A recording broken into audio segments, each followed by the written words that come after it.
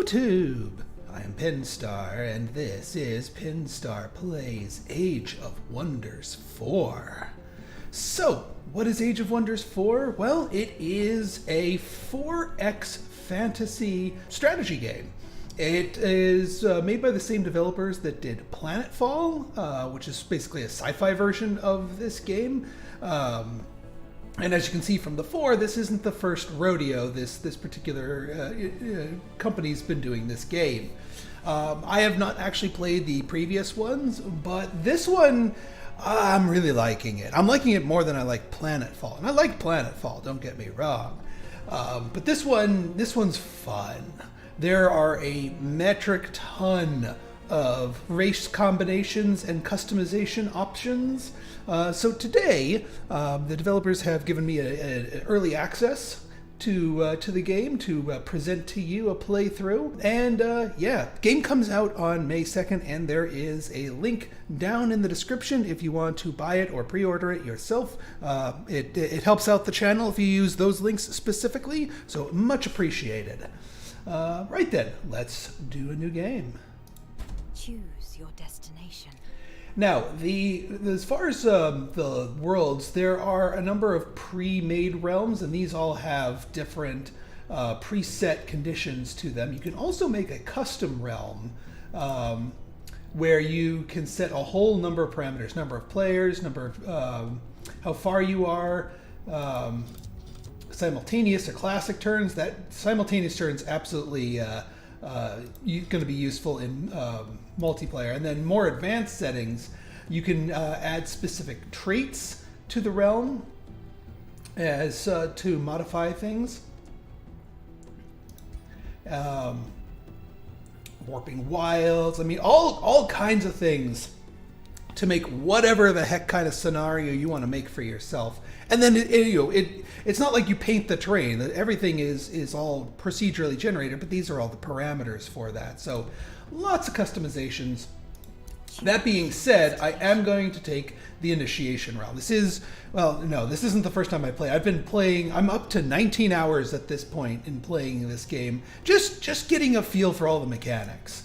But I've only barely scratched the surface here. So we're going to go Fields of Rebirth. Difficulty, we're going to do normal. Your journey starts here. Now, if this looks a little familiar, like in Stellaris, you have a number of preset races. But those, again, are just little samples of what you might want. Custom is where it's really at. And so we are, if you saw my short earlier, we are going to be going the Doomblaüt Order with Snozgrod Brunch Collar. So let me give you a little tour in case you missed the short of what our race is all about. So we have all of these different physical forms. The physical form itself actually doesn't seem to have an effect. Because the two things that have effects to them are the body and the mind traits. And each race has their own sort of like default body and mind trait. But that doesn't mean that you're bound to that. Like the goblinoids, the sneaky trait, which we are actually keeping, 25% damage on flanking attacks. But the other, their natural body is fast recuperation, but you can change all of those to any of the others. So you essentially can take whatever physical form you want. You could have, a stout, tough, strong, elf. Like, something you wouldn't associate elves with, bulky physical strength and all that. So yeah, but we are going with keen-sighted, 20% accuracy on physical ranged and magical attacks. Basically, ranged attacks, and I'll show you this in combat, have a hit chance based on line of sight and number of obstacles and whatnot. And so just being able to hit more reliably is good for our damage. What is their origin culture? All right, origin culture, you have to pick one of the 6. Now, these all have different effects, both for your choice, basically you get a laundry list of benefits depending on one of them, but each choice has their own sort of grouping of benefits. It also modifies your attunement, your affinity rather. These, I'll get into affinity more, but essentially it's what aspect are you more inclined to follow. So we're gonna be going with high, which gives us 2 affinity towards order. That's what that little gold symbol is. In addition, structures have city stability and knowledge income. So we get a couple of unique structures that boost our stability and knowledge. Units are strengthened with awakened. So awakened it's an interesting thing. So basically units that have awakened, when they become awakened, it's actually a buff. They get an extra 4 spirit damage on their attacks, but then they also have dormant traits. They get like additional buffs if they are specifically origin units or high origin units. You also get plus 10 alignment. Alignment has a variety of effects, both good and evil. And unique to the high one, there is a alignment agenda, which basically gives you even more buffs if you slot your alignment in one of the 3 extremes. So if you're either pure good, which is 100 good, or if you're true neutral, which is 9 to -9, or if you're pure evil, which is -100 alignment, you get one of those effects just because of the high culture. Pay attention to that one. We're actually going to be utilizing that and leaning on it. So high culture for our goblins here. What defines their society? So the society traits, you get 2 of them. You can pick any 2. Well, not quite any 2. Certain traits will wipe out certain others. Like if we did Scions of Evil, it locks out these. There are some traits that are incompatible with each other, but there are a lot of traits that might seem like they're incompatible, but are still pretty compatible. So we're going to be going with Imperialists, which gives us another point of order affinity, so we're up to 3.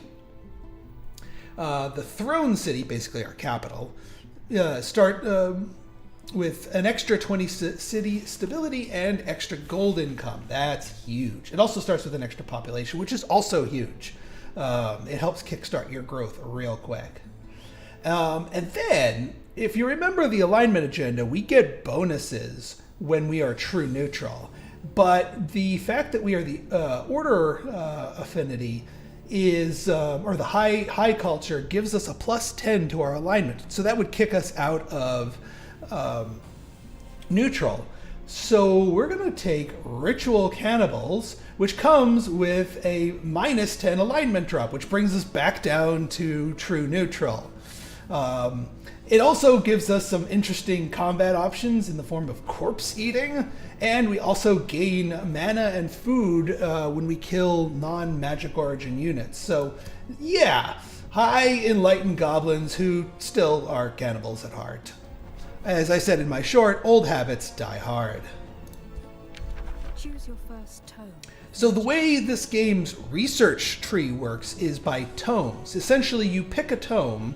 Each tome will have an impact on your affinity, give you some unique buildings or unique traits, but also have a slew of spells, abilities, units that you can research and unlock.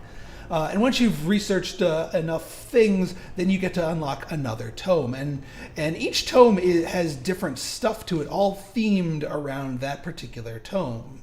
And then as you get more and more tomes, you get higher tier tomes, which have more, powerful spells and units and abilities. And it's how you progress. But because you can only pick, certain tomes, or, basically you can only research spells in the tomes that you pick, your tech tree is going to be different every game if you choose different tomes.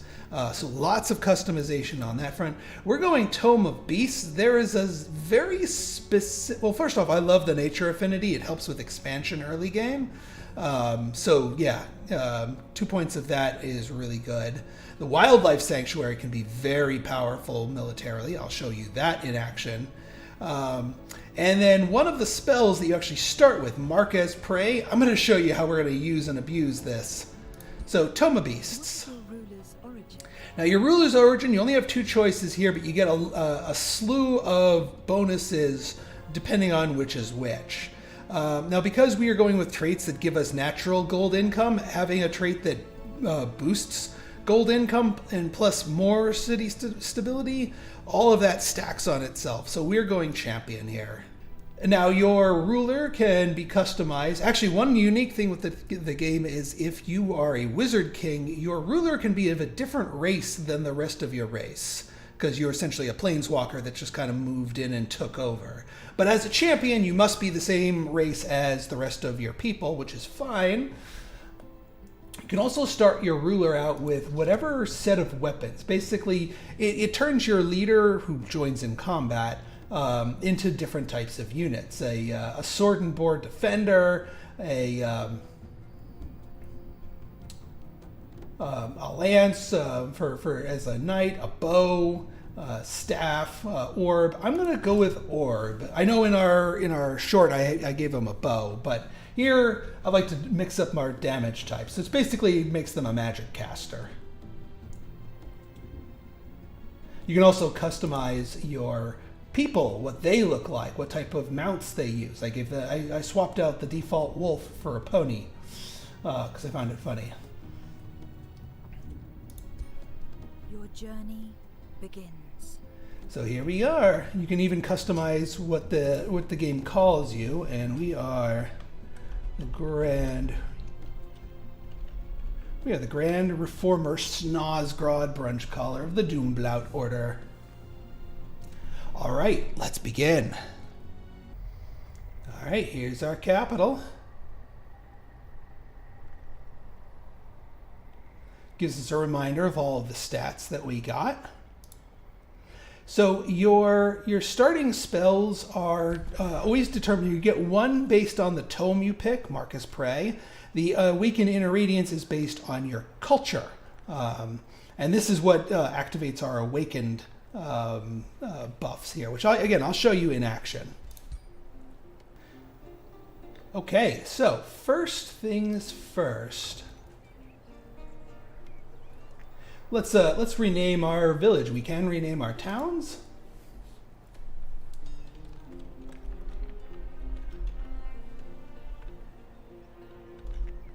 Chicketson for our name and game patrons. If you want to become a name and game patron, take a look at a link in the description for how to become a name and game patron, and you too can have your name appear in one form or another in my games. So Chicketson. Now, there are a number of different things that our town produces. We've got food, which grows our population. This is any veterans of civilization. A lot of these will be familiar, but a lot of these will also be very new to you. Production is what produces city structures, but then you have a separate form of production called draft. And that is specific to recruiting units. So your production actually is not like a generic, all hammers can do both things. You have city construction and you've got unit construction income and buildings. There are certain buildings that are specialized to give you more of one and then the other. Gold is always is a good thing. Mana is what allows us to cast our spells. And knowledge is basically our research. Then we also have Imperium, which is sort of like influence. It's not something you can mine or gain very easily, but it allows you to expand your realm, enact new empire developments, which I'll show you once that crops up. But our first things first, if you remember our imperialists, we get 1 free population in our town, which means we can expand our realm, because basically you can get 1 new province every new pop. So here, now if you notice, some of these provinces have special resources in them. so if we, like this iron deposit, no matter what we build here, we're going to get the plus 10 hammers from that iron deposit, which is fantastic. But we're also, if we build a farm, we get 5 food income. A forester splits it between production and food. A quarry gives us pure production, and then a mine will give us some extra gold here. I'm going to go for the food. Also, the types of things you can build in each province is based on the type. This is a grassland rocky forest, so we have a lot of choices, whereas over here, this is just plains. So all we can do is farm here. So yeah, I'm gonna do this because I like the extra early income here, and I also like the extra production here. Now we're gonna set our city production. If you don't use city production, it just converts some of your production into gold, but we can do so much better with buildings. Now certain buildings get boosted based on what you've built. So because we have one farm, we get a 30% discount on the total production and gold needed to build this particular structure, which is really nice, because this will just give us more gold. But on the flip side, I do kind of want to build an artisan workshop, because this gives us more production income, a little extra draft income, and some extra city stability. Speaking of city stability, we can see from all of our natural bonuses here, Ascended Champion plus 20, Imperialist plus 20, and then you lose 5 stability for every province you claim. Basically, as the city gets bigger, it gets more unruly. But once you're, by keeping it over 40, we are in the orderly thing. So that gives us an extra bonus to production, draft, and food income. In addition, if you remember our alignment agenda, by staying true neutral, we get basically 10 food and 10 production per city stability level. We have 2 levels of city stability, so we get plus 20 production and plus 20 food per turn for free. So that's kind of the economic power of this race, and why it's kind of weirdly constructed, but this is really powerful. All right, so we have our farm, we have that. Oh yeah, we got to start building and start drafting one of our units. Let's see, let's get a Dawn Defender. And then you can also queue up units, so let's do a Dusk Hunter behind them. You do have to prepay the money, but if you cancel them, you'll get refunded the gold. And actually, here, we can prepay and get the vendor after the Artisan Workshop. Artisan Workshop will make the vendor get constructed faster. All right, enough jibba jabba. Here's our starting area. So we have our leader. We have a Sun Priest, which is a support unit. They can help heal people, awaken them, and have a magic attack of their own. We've got a Defender, which is sort of a melee tank. And we have our Dusk Hunter, which is just your basic ranged unit. But the basic ranged unit, don't let that description trick you. It's still really strong. Now, we've got a little resource here and a neutral hostile army guarding it. So let's go clear them out. Now, we could just auto combat here, and we probably, and the AI is pretty good about that. Also, because our scout, who's another unit, is close enough, they get to join in this battle. Normally, you can only have 6 units in an army, but if armies are close enough to each other, they can reinforce themselves in each other in battle. So you can have some truly massive battles here. So we might as well include our scout. And you know what? Let's show off the manual combat. This is going to be a bit of an easier combat, but let's show you the mechanics and also show you the combos and the combat tricks that I've been working on here. So these guys are polearm units. They're good against like knights and other like shock troops, but we don't really have that, so they don't really hard counter us. We don't particularly hard counter them. They're not particularly weak to things, but I mean, ranged attacks are ranged attacks, and they're melee, so they're gonna have to deal with that. All right, so what I want to do, we want to get these guys, the defenders, in the front. These maps are randomly generated and have some interesting things, like foliage can help protect you from ranged attacks by making your opponent miss. There's some hazards here, so we've got poisonous mushrooms. Probably don't want to step in the poison mushrooms. Let's go over here. Yeah, let's go over here. We're going to go over here. Now, the thing with the defenders is when you go into defense mode, not only does it make them more defensive, but it gives all friendly units 3 extra defense. So the shield units are really good at protecting other units. And since we've got a lot of squishy ranged units here, we're going to want to hide behind. Let's get my ruler over here. Let's get the archers up here.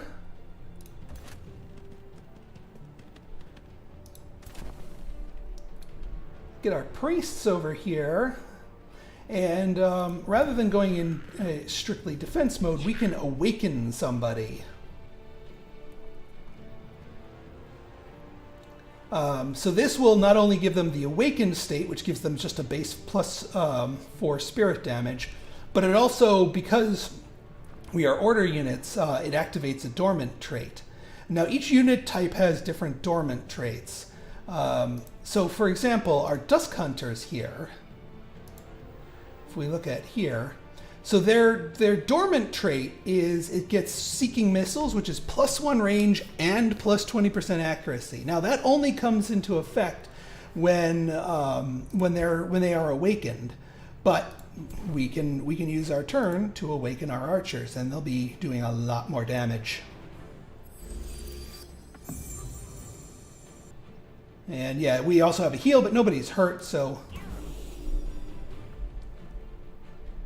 And our scout doesn't quite have the movement to get all the way over there, but that's okay. They can join in the fun next turn. So we end our turn. In fights, defenders always go first, and then attackers. Now that it is the second turn, the first turn you cannot cast any spells. That's just a rule. I guess to give armies a chance to reposition themselves before the nukes start coming out.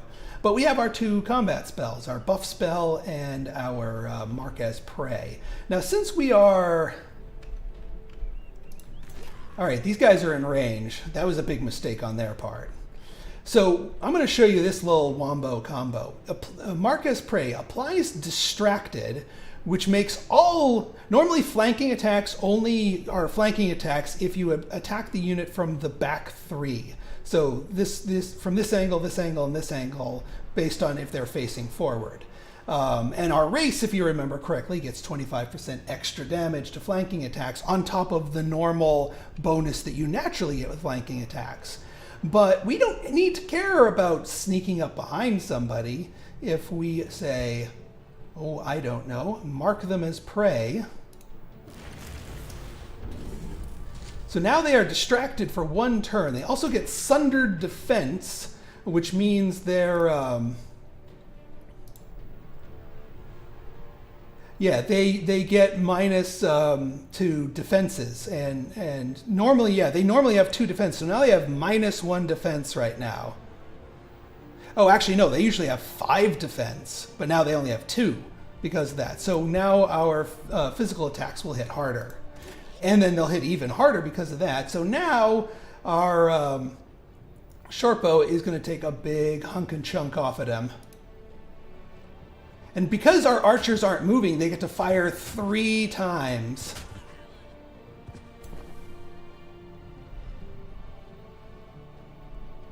All right, let's finish them off with our magic bolts.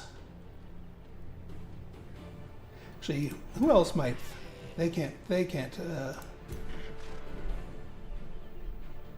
you know, we could probably kill them with our melee troops. And then I can use my hero's attack to soften up the other ones. So, yeah. Yeah, the scouts, those are our scouts that joined in the battle. They're not that strong, but that's okay. Let's move these guys up. Can we just... Yeah, we can just finish them. Although I kind of want to just finish them with our melee troops here. Because they get a counterattack, but right now they're really weak. Oh, that won't finish them. Rune of Retaliation, A. Fine. We'll just kill them. Oh, well, now our hit chance is lower because they're kind of in the way. Yeah, but if we move to the side, our troops are no longer in the way and we have a better chance of hitting them. So let's just finish them off with a little magic here.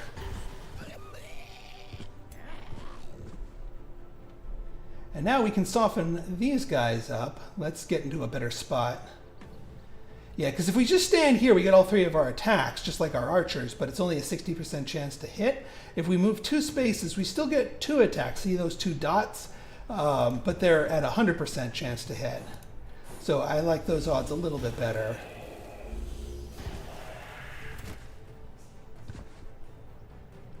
And that's all of our troops except here. So we will give them a little smackaroni and cheese. Because they're halberders, they get to attack me first.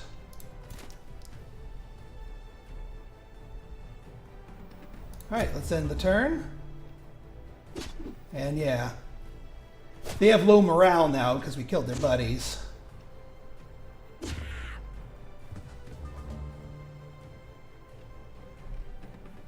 Alright, so one thing, first things first, our guys are a little injured. Let's use that cannibal corpse eating trait to get a little knowledge in. And that's a free action. That does not use up their turn.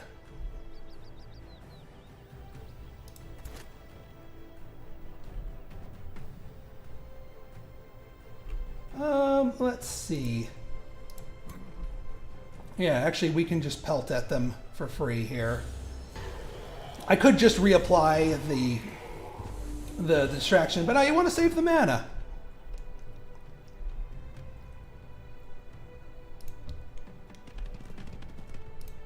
Get them nice and softened here.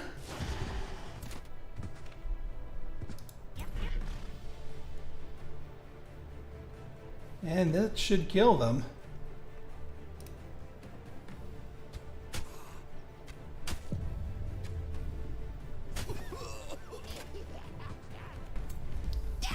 Lovely. Hey, our scout even gained a level. Not that they're going to be staying with our army. So we killed them, and we get free food and free mana because of our cannibalism trait based on the number and tier levels of the people that we took out. We had one guy get a little injured. So remember how they healed themselves? That's just temporary hit points. You still have to heal on the overworld to get that health back permanently. But still, just, you know, a handy combat heal, to say the least. And we got a whole bunch of draft. Nice. So, yeah, that unit will be produced actually next turn. So what I'm actually going to do, let's move them back into the capital here. Just tell them to chill. That'll heal up our guy. And we'll get our new unit here.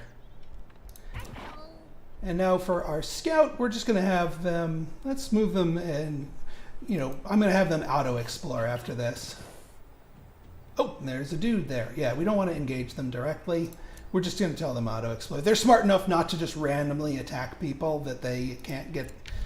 All right, so here's our research. So of all of the spells that we have available to us, we are presented with 3 of them randomly. We have to choose one. We can also spend 20 mana to re-roll these, essentially. I think I'm going to go Enchanted Crow just to help our scouts out. That's a sort of a generic thing. It doesn't matter what tome you pick. There's a couple of spells that you will be able to get one way or the other. All right, let's end our turn.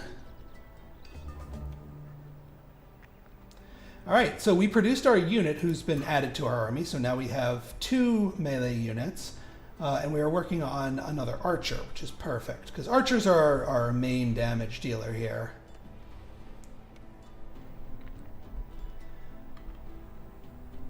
All right, so now we can take out these guys up here.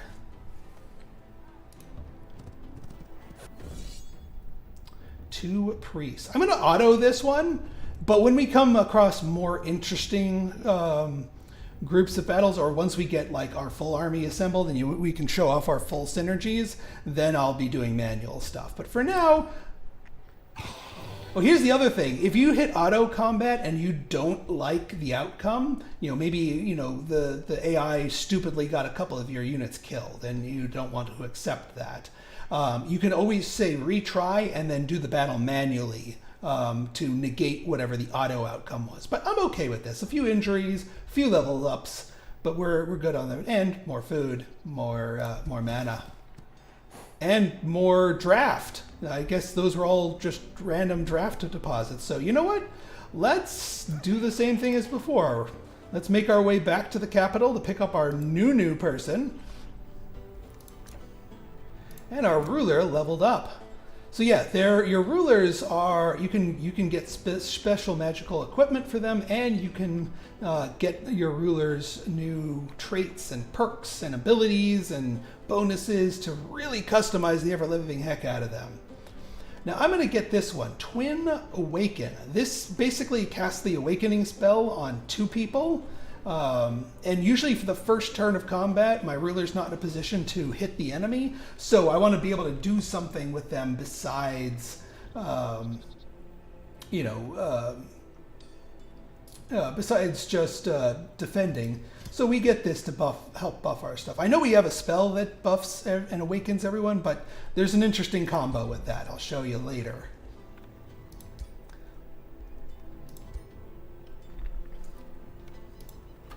Okay, yeah, we're almost done with this Dusk Hunter. Let's line up somebody else. Actually, let's get another Light Seeker, another Scout, because we're way ahead of schedule on our troops. Might as well get another Scout so that we can explore the map more efficiently, especially with this +2 vision range for the Crow enchantment.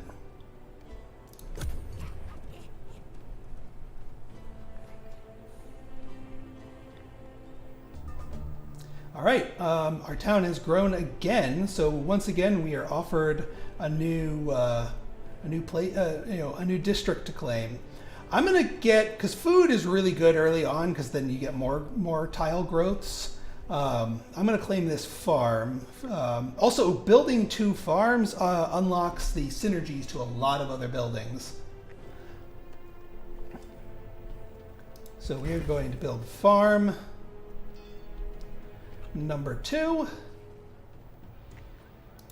We're gonna send you back up here. I think we're gonna chill in the town for 1 turn to let everyone heal up for a turn. Or yeah, I mean, they heal up when they're in your territory. They don't have to specifically be in your town. But I think we're gonna send them over here so that we're closer to this Marauder Guard. And yeah, you produce Dusk Hunter. All right, it is looking good. All right, got a unguarded cache of knowledge there.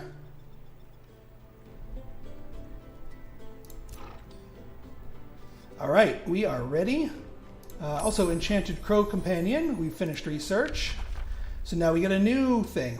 I'm gonna go Dormant Enchantment. I know this one's an expensive one that's gonna take forever to research, but it's really useful. Basically, once we start collecting new units and being able to build units that are not naturally the high cultured units, this allows them to benefit from the perks. So this is sort of a future benefit. It's not going to help us now, but it's definitely going to help us later. Now, the other thing is, because we got that research that enchantment, So enchantments cost you a one-time thing of mana, but then also have a mana upkeep. But it gives you permanent buffs to all units of a specific type. In this case, it buffs all of our scouts. So I think that's worth it. It's going to take us 2 turns to get this spell cast, but I'd say that is worth it. Mage kings, by the way, or wizard kings rather, can cast overworld spells a lot more efficiently. That's one of their perks. But you know what? We can still cast spells too. All right, attack Marauder Guard. Let's do this. Ooh, and sometimes you have. So what do we have here? How about we? Let's see here. Gain the warrior unit. I don't want to spend 119 gold. All right, so we can go plus or minus 5 alignment here. Without losing our true neutral benefit. I'm actually going to attack them because then we get to eat them, and that's more experience for our army and more food and mana for us. And we just spent a whole bunch of mana, so let's attack. And you know what? This is a larger one, and we have our crew fully fitted out, so let's do this one manually.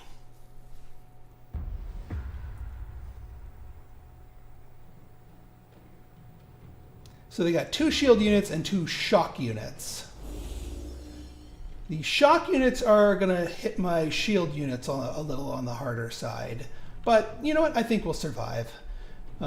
Interesting terrain. Lots of trees in the way. That can be a good... Actually, no, that's a bad thing because they don't have any ranged troops. So being in cover doesn't really help us out at all. How far can these guys go? Because I kind of want to... build my defenses accordingly.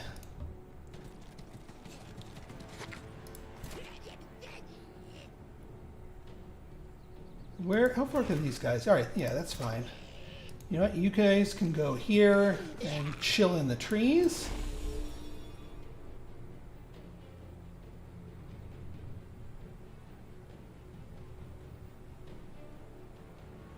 All right, we're going to do this.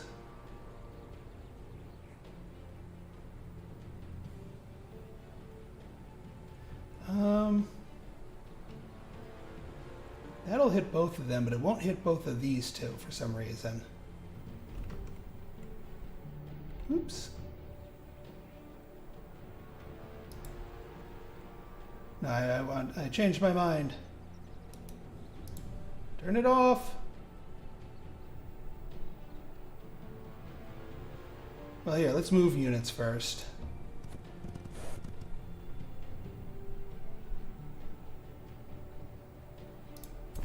All right, there we go.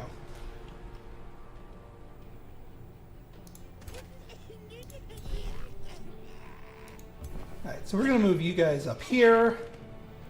I will use them to awaken somebody, but I want to see... Yeah, we can move these guys. I know putting them closer to the front might not be the best option, but it gets them out of the cover. All right, let's do our awakening ability here.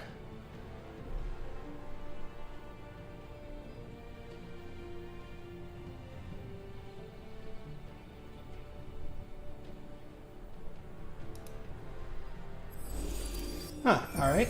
It randomly woke them up. Fair enough. All right, we're going to get these archers. Again, we don't want them standing behind the trees. And we're going to use you guys to awaken these archers. Because the awakening on the archers are really good. The awakening on the shield gives them more defense, which is actually a good thing too. Also, defense mode for support units gives them all resistance, but that's useless because these guys don't use magic. And then our hero, yes, we could move and attack some more, but you know what? We're good where we are. There's a reason why we're ending our turn in this formation. Yes, come closer, please. So now our first spell of the game is not going to be that. It's actually going to be this, Awaken Inner Radiance. So this awakens everybody in the area of effect, which is our whole army. Now, those who are already awakened get strengthened instead, which basically just makes them do more damage. So it's a win-win across the board. And that awakes up everybody's things. Now, we can take some pot shots here. Actually, before... Okay, yeah, I was about to say, can they reach my ranged units? And the answer is yes. So we're going to move these guys here.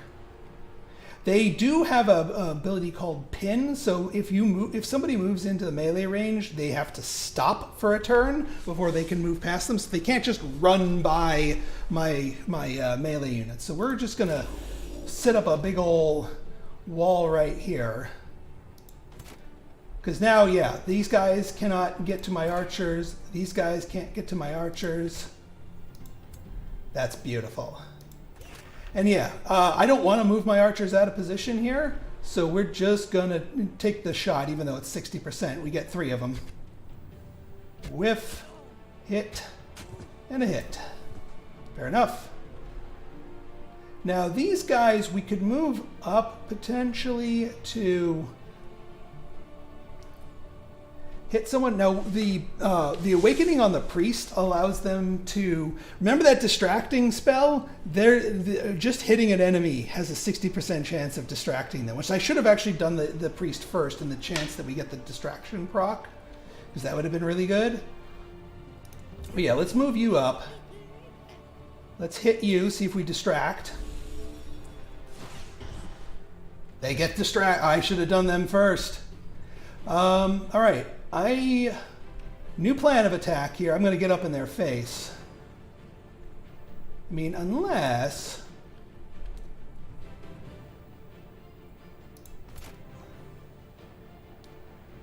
Well, we'll see. Let's see what my hero can do. We can go here.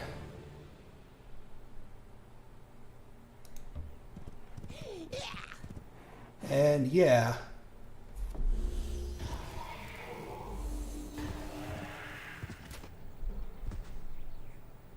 Alright, yeah, we only got a graze on one of those, which is like a near miss. Now, if we put my butt here, this might cause them problems. I do want to hit them in the face. Actually, if we go right here, that may cause some issues for them, just navigating everything.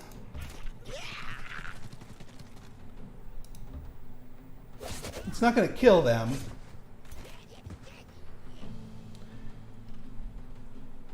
Oh, these guys have an attack. You know what? I might just move them and take the really, really bad odds.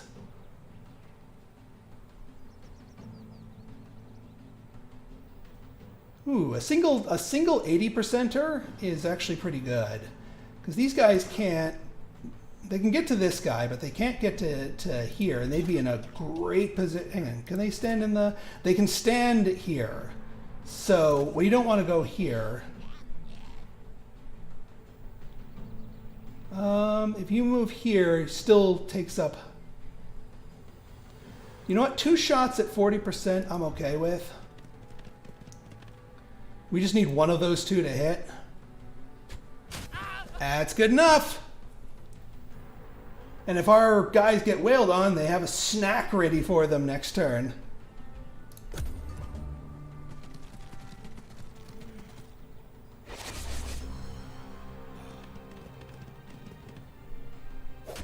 Yep, I figured that was coming.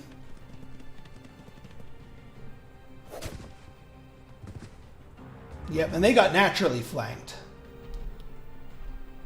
All right, so we're gonna burn down these guys with the Marquez Prey, because then if we kill them, then that frees up my leader to get a full attack here, and that's why I want to move these archers over here. Wow, a single volley, fully boosted, can kill them. That is delightful.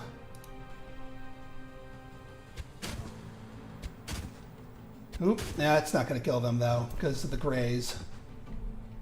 These guys, I'm going to hit someone. Oh, we naturally flank them here, and we can do more. Actually, if they're naturally flanked, we don't even need distracting shot on them.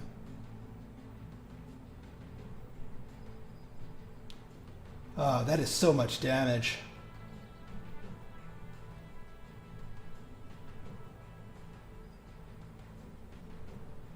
I can't give up that much damage. Let's be real honest here.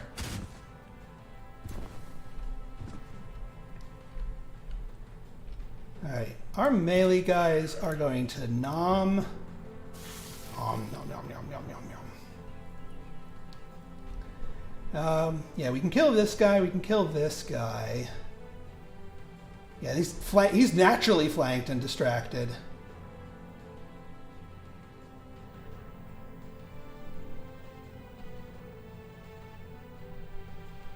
Yeah, let's kill him because that opens up our ruler.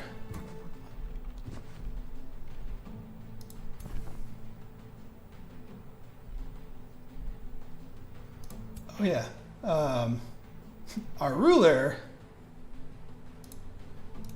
Nom nom nom nom nom nom nom nom nom nom. Has a little battlefield snack. All right, so we can go for the distract here, or we can just kill this guy. Let's just kill this guy.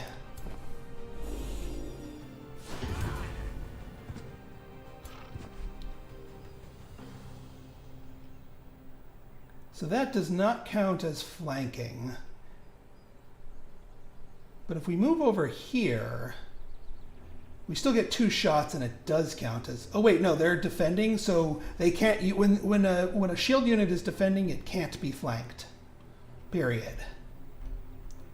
So we're just gonna hit him for 3.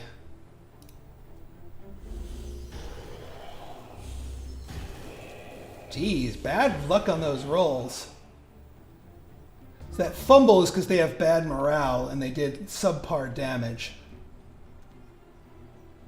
All right, I could cast another Mark as Prey here, but it does cost us real overworld mana. So we're gonna win this without that. So I'm not. We could possibly distract them anyway. They're hiding in the trees, but you know what? I'm gonna take the shot anyway. They resisted the distraction, but we got a critical hit due to high morale. You know what? Let's just kill him.